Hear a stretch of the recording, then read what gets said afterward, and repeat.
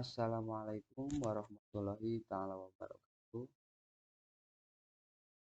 Anak-anak, kali ini kita akan belajar mengenai sifat-sifat Allah Subhanahu wa taala. Sifat-sifat Allah Subhanahu wa taala itu merupakan bagian dari pelajaran akidah akhlak 7, yang dimana di sini kita akan mempelajari tentang bagaimana sifat-sifat Allah, termasuk sifat wajib, sifat mustahil, dan sifat jaiz. Oke. Sifat-sifat Allah Subhanahu wa taala itu terbagi menjadi 3. Apa saja? Nah, yang pertama adalah sifat wajib bagi Allah. Kemudian yang kedua, sifat mustahil bagi Allah. Dan yang ketiga, sifat jaiz bagi Allah. Paham ya sampai di sini? Nah, selanjutnya, apa itu sifat wajib Allah? Pengertian dari sifat wajib Allah adalah sifat-sifat yang pasti dimiliki oleh Allah Subhanahu wa taala yang sesuai dengan keagungannya sebagai pencipta alam seisinya. Klasifikasi sifat-sifat wajib Allah ini terbagi menjadi 4. Yang pertama, sifat nafsiyah. Yang kedua, sifat salbiyah. Yang ketiga, sifat ma'ani. Dan yang terakhir atau yang keempat adalah sifat manawiyah. Di pembagian sifat wajib bagi Allah ada 4, sifat nafsiyah, sifat salbiyah, sifat ma'ani, dan sifat manawiyah. Nah, untuk selanjutnya, apa itu pengertian dari sifat nafsiyah? Nah, sifat nafsiyah adalah sifat untuk menegaskan adanya Allah Subhanahu wa taala, di mana Allah Subhanahu wa taala itu menjadi tidak ada tanpa adanya sifat tersebut. Kemudian yang kedua, pengertian dari sifat salbiyah. Apa itu pengertian dari sifat salbiyah? Pengertian dari sifat salbiyah yaitu sifat yang digunakan untuk meniadakan sesuatu yang tidak layak bagi Allah Subhanahu wa taala. Oke, paham ya sampai di sini. Nah, selanjutnya yang ketiga adalah pengertian sifat ma'ani. Pengertian dari sifat ma'ani yaitu sifat yang pasti ada pada zat Allah Subhanahu wa taala.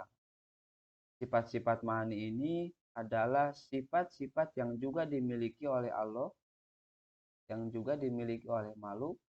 Akan tetapi bedanya, jika yang memiliki sifat ini adalah Allah, maka sifat ini tidak terbatas. Sedangkan jika yang memiliki sifat ini adalah makhluk, maka sifat ini terbatas. Sebagai contoh, untuk lebih menguatkan pemahaman kita bahwa Allah itu adalah Maha Hidup. Artinya selamanya dan tidak akan mati. Sedangkan makhluknya juga hidup, tapi suatu saat akan mengalami mati. Yang keempat adalah pengertian sifat ma'nawiyah. Nah, pengertian sifat ma'nawiyah adalah sifat yang selalu tetap ada pada zat Allah dan tidak mungkin pada suatu ketika Allah bersifat demikian.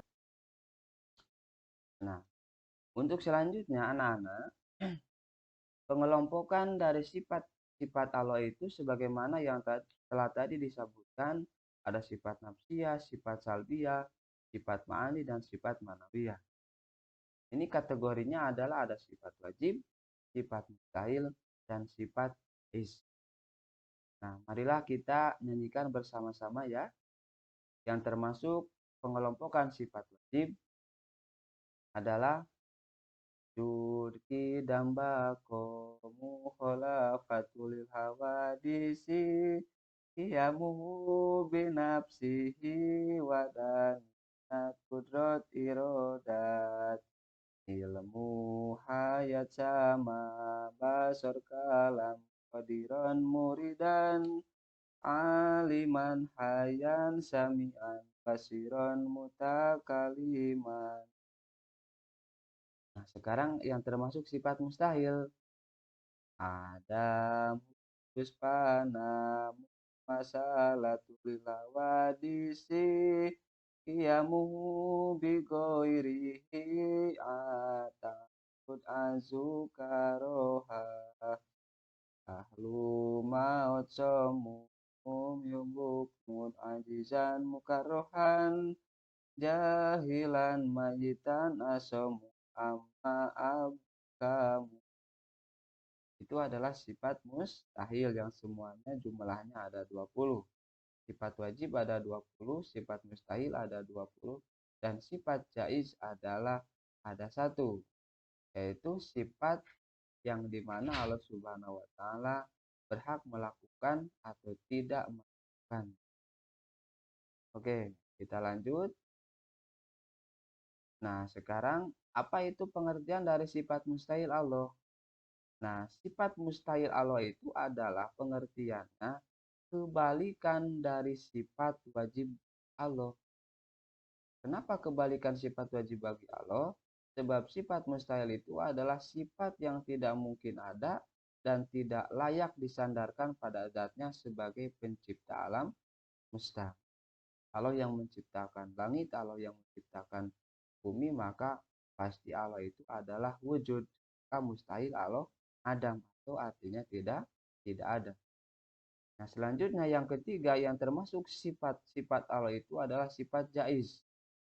Apa pengertiannya sifat jaiz? Nah, sifat jaiz Allah adalah sifat kebebasan Allah. Kenapa disebut kebebasan? Karena kebebasan yang dimilikinya itu sebagai Tuhan semesta alam.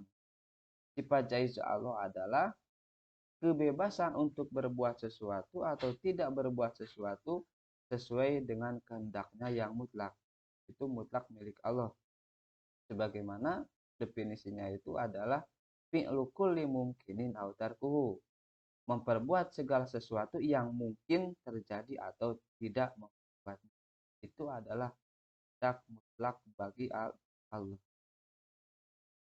Selanjutnya, yang terakhir, setelah kita mempelajari atau meyakini dan mengimani sifat-sifat Allah, sifat wajib, sifat mustahil, dan sifat jaiz, nah, bagaimana ciri atau perilaku orang yang beriman terhadap sifat-sifat Allah? Coba perhatikannya dengan baik. Yang pertama, percaya dan yakin akan adanya Allah serta menjauhkan diri dari segala paham-paham yang anti Tuhan atau meniadakan Tuhan.